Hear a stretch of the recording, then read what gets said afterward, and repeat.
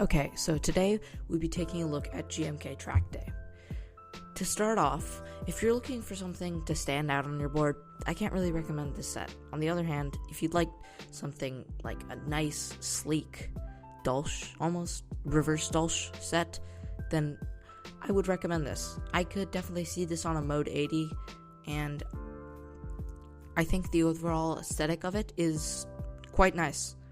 So for the novelties, nothing special. Like I said, it's just meant to fit in, not stand out. I do think the flat keys add some nice flair to the set. Overall, I would rate this an 8.5 out of 10 for the simple yet elegant design. Follow for more.